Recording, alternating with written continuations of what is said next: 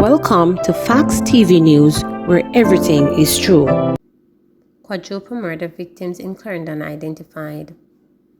The four men who were killed at a bar in Summerfield district of Shepperton, Clarendon early Wednesday morning have been identified according to the Major Investigations Division. They are 44-year-old Kish Brown, a shop operator of Line Road, Theo Manning, Varel Manning, and a man known only as Rasta or Tompa. Reports from the lawmen are that about 1:15 a.m., residents reportedly heard explosions and summoned the police.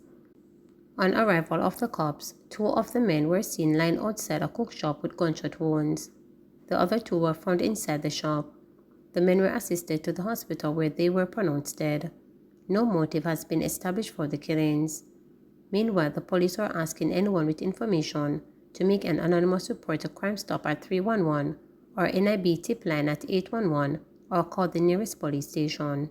St. Elizabeth teacher listed as person of interest in death of man. St. Elizabeth teacher Patrice Fagan, otherwise called Nardio, has been named as a person of interest as the police probe the death of a man in Burnt Ground, Santa Cruz on Sunday. Fagan, who is of Burnt Ground address, is being asked to report to the Black River Criminal Investigations Branch immediately. Investigators are probing the death of Orlando Blake of Holt District. Details of the incident were not provided. The police say several efforts to communicate with Fagan subsequent to the incident have proven futile.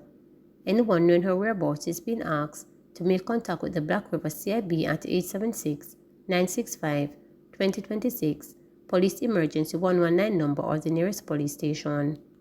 PNP Dayton Campbell selected for Eastern Westmoreland, Damon Crawford to represent Northwest St. Catherine. People's National Party PNP General Secretary Dr. Dayton Campbell has been selected to be the standing bearer for Eastern Westmoreland, with Damon Crawford representing Northwest St. Catherine for the next general election. In a statement, the PNP said the nominations were ratified by the party's executive at its meeting on Monday. The PNP said in consultation with the constituency and divisional leadership in both constituencies, party leader Mark Golding chose to nominate Campbell and Crawford, who is a senator, to ensure the party's strong presence in the forthcoming elections. While the initial applicants did not meet the established selected threshold, we extend our sincere gratitude to all the comrades who expressed interest in representing these constituencies and participated in the comprehensive evaluation process conducted by the party and the regional bodies, stated the party. We have confidence that both candidates embody the values and dedication required to provide exceptional service to their constituents, it added. Prime Minister Andrew Holness hails B.B. Cook students as ambassadors for good. Prime Minister Andrew Holness has commended 5 students of B.B. Cook High School for their heroic actions in seeking medical attention for their severely injured schoolmate and listing them as ambassadors for good. The youngsters Leon Barnes, Carrie Green, Gary Bartley, Dejon Gardner and Dejon Powell were each presented with a laptop and a certificate of official commendation on Tuesday at Jamaica House in recognition of exemplary and selfless action performed on behalf of Jahim Coleman, a fellow student at B.B. Cook High School on Thursday, 28th of September 2023. Last week, Thursday, 14-year-old Jahim Coleman was beaten unconscious, allegedly by a grade 11 student, for stepping on a pair of his Clark shoes and had to be moved on foot by his schoolmates to a doctor's office about 500 meters away. It is not often that we see this kind of response that we saw with the young men from B.B. Cook and how they assisted their fellow student, Jahim. The level of social dissonance that we see particularly in our schools, particularly with the use of violence, can sometimes lead to us to believe that the value base of society is totally eroded, he said. What we saw being displayed is a reaffirmation that the core of our society is still good and that there are good young men in this society without prompting will act in the interest of their fellow men, Holness added. He noted that the students acted as good Samaritans and their deeds must be acknowledged, praised and encouraged.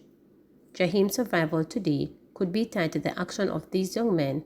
In acknowledging it, we also give token that they can have to recall this moment and to enlist them as ambassadors for good and ambassadors of positive behavior, the Prime Minister added. In response, Gary said he was grateful to meet the Prime Minister, adding that the gift of a laptop is one he will always remember. Kari also expressed gratitude for the laptop presented to him, noting that he will be giving his used device to his sister. Minister of Education and Youth Favor Williams, who shared that she had visited the hospitalized students on several occasions, commended the Ministry of Health and Wellness for the swift action taken and the quality of care being provided. Up to Sunday afternoon, we were there at the hospital with his mother, uncle, his aunt, his brother, and other relatives, she stated, noting that when she saw Jaheem, he was able to sit up in a chair. He indicated that he was feeling well and that, most importantly, he had already forgiven the other student who caused him to be in the hospital, Williams noted. Meanwhile, board chairman Mr. Holness praised the students for their actions. No vehicle was available at the time of the incident, and they took him up in their hands and took him to the doctor. As chairman of the institution, I commend them highly for what they have done, Holness stated. They acted as good Samaritans. And when we see this, we must acknowledge it, we must praise it, and in particularly in our young men, we must encourage it. I am not here proposing to say reward, because this must be done without any contemplation of a reward. But that it has happened, and that we are grateful that it has happened, that Jaheem is grateful, that Jaheem's survival today could be tied to the actions of these young men. It is not often that we see the kind of response that we saw with the young men from BB Coke. The level of social dissonance that we see, particularly in our schools, particularly with the use of violence, can sometimes lead us to believe that the value base of the society is totally eroded. What we saw being displayed is a reaffirmation that the core of our society is still good, and that there are people, young people in our society, without prompting, that will act in the interest of their fellow men. The truth is that in today's world, we see too often persons who are more inclined to reach for their cell phone to take a picture or to record an incident, rather than to reach out in a positive way to help someone in distress. St. Catherine parents get 2 years probation for child negligence. Two St. Catherine parents who left their children without proper care pleaded guilty to negligence and were given 2 years probation. Sandy Wallace, 33, and Cordell Wallace, 38, of Bonsall District were charged with breaches of the Child Care and Protection Act. Their attorney asked Parish Judge Janila Nelson Gale for leniency. The judge noted that the offense carries a maximum fine of $1 million or 3 years imprisonment. She stated that given the couple did not waste the court's time, she would order probation for 2 years. The court had heard that on April 2nd, the couple left their 2 children, ages 9 and 11, at home and went to church. While at church, the 11-year-old boy allegedly attempted to sexually molest his younger sibling.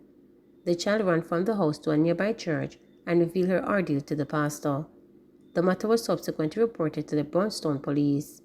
An investigation was launched, which resulted in the child's parents being charged with negligence. Please remember to subscribe, like, share, and click the notification bell